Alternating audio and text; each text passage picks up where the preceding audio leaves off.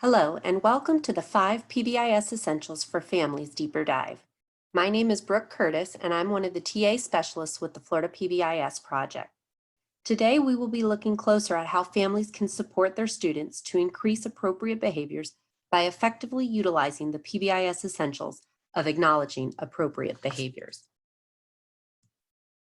After today, families will have an understanding of why using effective reinforcement strategies such as acknowledging appropriate behaviors is beneficial and will be able to identify how and when to use them. Families will also be shown and given a variety of strategies for acknowledging appropriate behaviors and how to differentiate these strategies across developmental levels and children's needs.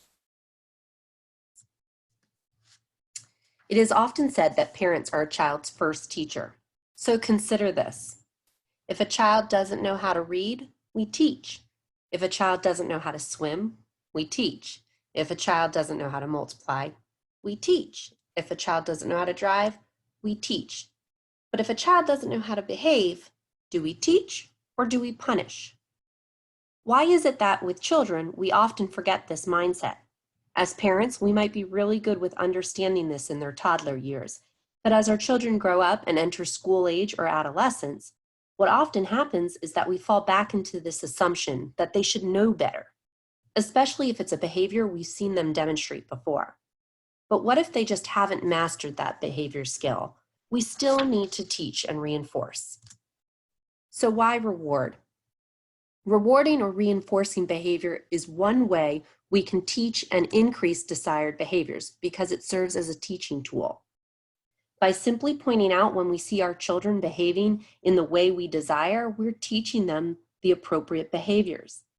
Think back to when your child first started to try and talk. You likely were encouraging that babbling behavior with lots of positive attention, smiles, eye contact, that high-pitched talking. This was you pointing out to your child that what they were doing was correct, and they probably did it more and more until they were able to utter that first word, mama, dada. So as you can see, rewarding and reinforcing behavior through strategies just like acknowledging appropriate behavior is more than just good job or a job well done. It also makes the appropriate behavior more likely to occur and catches the children being good and creates that behavior momentum, while simultaneously strengthening and building those positive relationships within your family as well as your home environment. It even can counteract some negative sibling interactions or the influence that their sibling may have on them. For example, maybe your child realizes, I really don't want to act that silly at dinner time because unlike my brother, I actually want to get my dessert tonight. And it also helps increase that intrinsic motivation. Child says, when I finish my work, I can hear that praise from my parents, and that makes me feel really good and proud. And over time, as they start to finish their work on their own, maybe they start to feel proud of it regardless of the external praise that they get from their parents.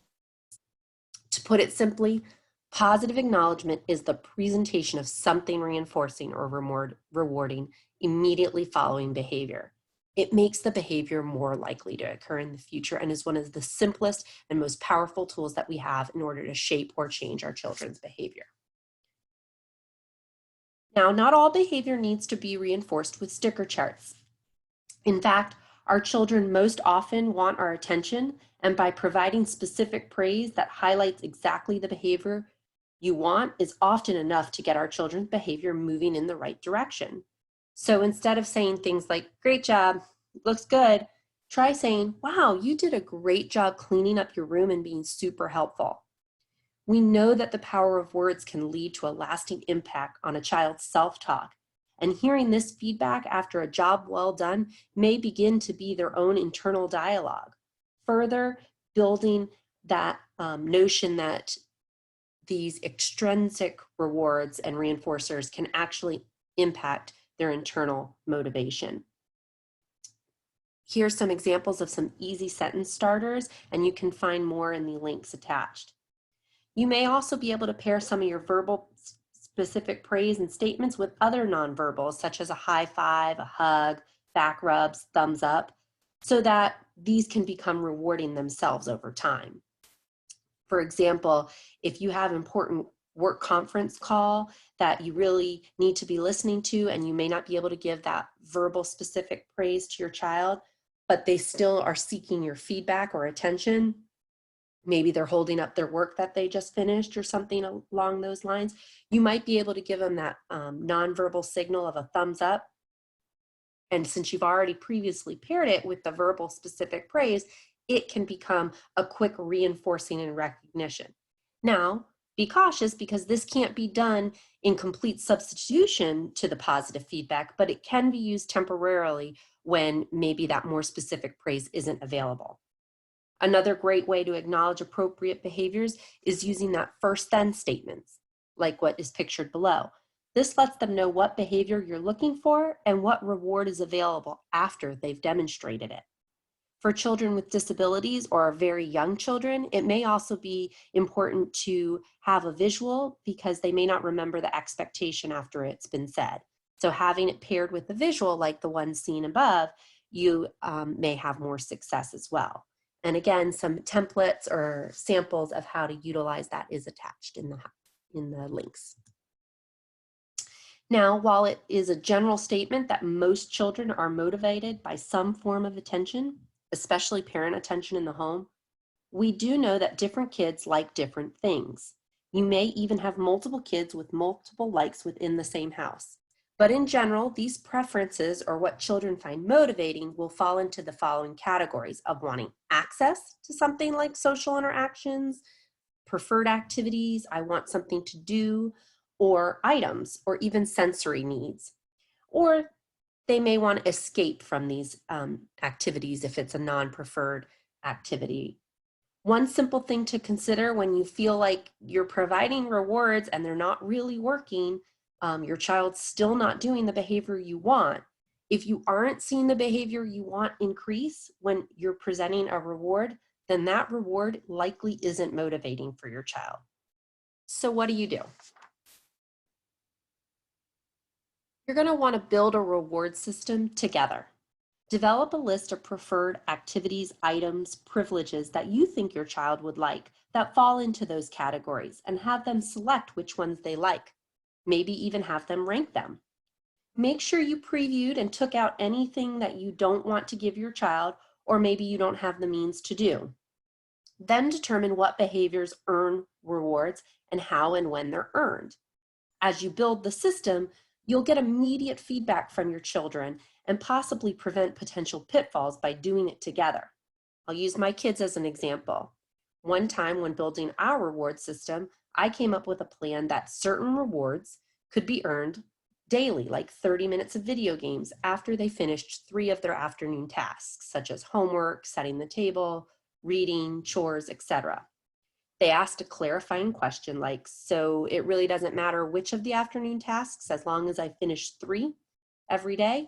And it made me quickly realize that I needed to be more clear so that I would see the behaviors I wanted done. So things like homework and showering were must-dos, and they still had one that they selected. But keep it simple so they understand it, and also so you don't forget it. It's also a really good tip and trick to try and post it somewhere in the house if you can, especially if you have other caregivers helping you follow these reward systems. And most importantly, make it fun.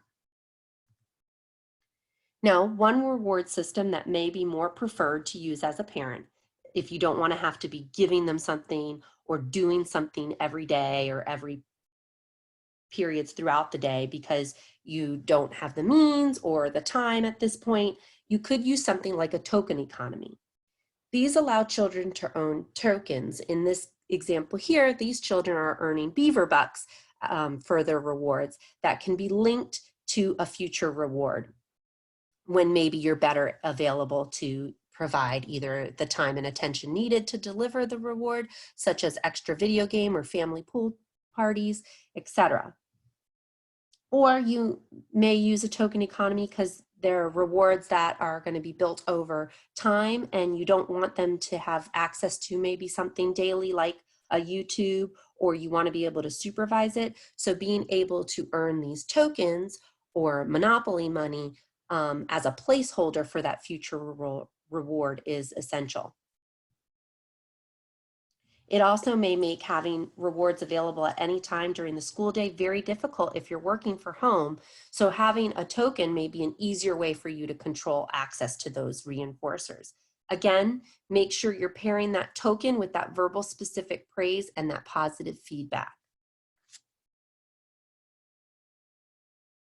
Some things to consider with younger children is not to have much of a delay in rewards, which is where if you're able to pair the verbal praise with that token or that high five at the beginning, you'll be better able to provide it as a quick thumbs up as needed for when you may be less likely to give that full verbal praise. Token boards can also be useful and help you with this. Maybe you set up something like the grandma's rule, that first work, then computer, but your 6-year-old really struggles to sit for 20 minutes doing their online lesson, and you find yourself every 6-7 minutes getting them back to task. You can use the token board, like the one seen above, to break it down into smaller segments. When your child gets started, they get their first star, and then the next 2, 3, and 4 stars are maybe given every 5 minutes or so, and you provide praise like, I like that you're still working, 3 more stars until computer games. And then as they finish up their activity, they earn that last star and are then provided the backup reinforcer of the computer time or online games. One tip I usually give parents is to think about what your child can usually do before problem behaviors start to come up, and then set your expectation for earning that token just below that. So if they can usually complete, say, 3 questions before they start getting off task, provide the token every 2 questions. Or say they can work for 5 minutes before getting out of their seat, then provide a token every 4 minutes or so. Students with disabilities may need things broken down into smaller segments still, and it may be necessary to speak with teachers about how they get through something like a writing assignment. This might involve multiple strategies working together, such as a reward menu for accessing a highly preferred item or activity, maybe something like 30 minutes socializing on their messenger app, and then using something like First Then, but they also require short sensory breaks, maybe 2 minutes playing with the fidget spinners that is paired with that token board. And each token represents maybe a sentence written. So as the child develops their paragraph or their essay and they finish their main idea sentence, they earn a token. And once they get their 3 to 5 tokens, they get a 2-minute sensory break with their fidget spinner. And then once the whole task and assignment is complete, they get their social messaging time. Now with preteen and teenage children, often what they want is more independence.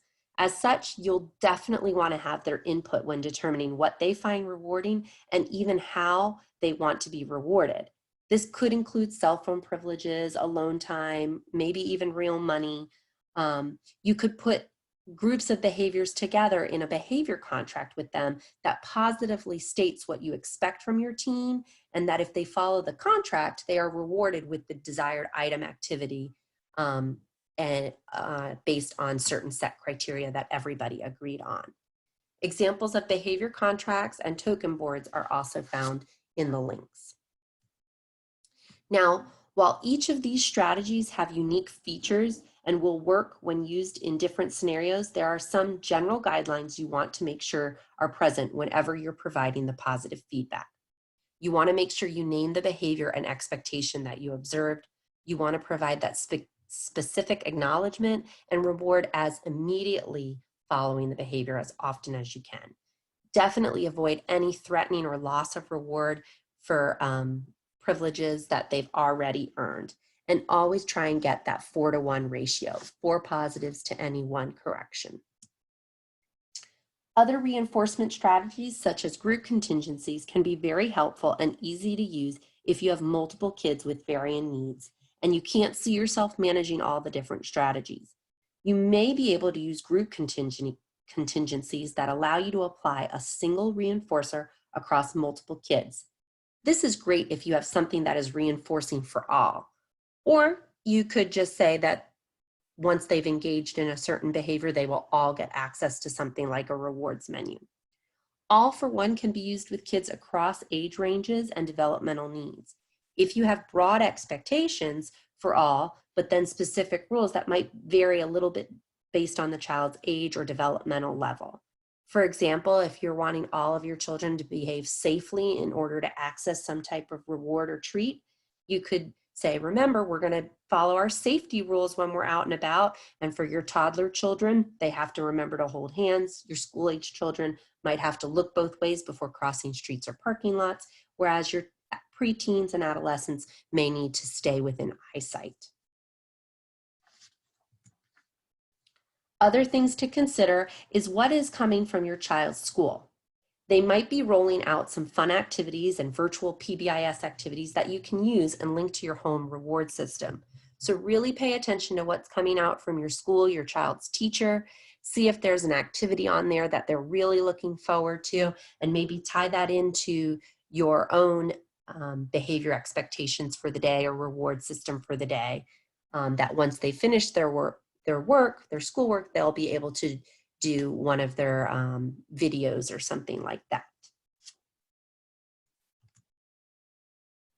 Rewarding behavior without some of the other systems and practices in place may not be as effective. However, if you put it all together and really try and plan your structure and routine so that the fun reinforcing activities follow your schedule in times where challenging behavior might occur, you are likely to have more success because you're able to use that first then strategy more effectively.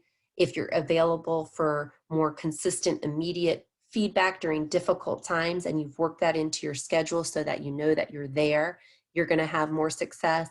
And also, if you find that your kids are really successfully independent with certain activities, those might be times where we don't need to provide as much rewards, and maybe we can use rewards just as maintenance of those behaviors and skills.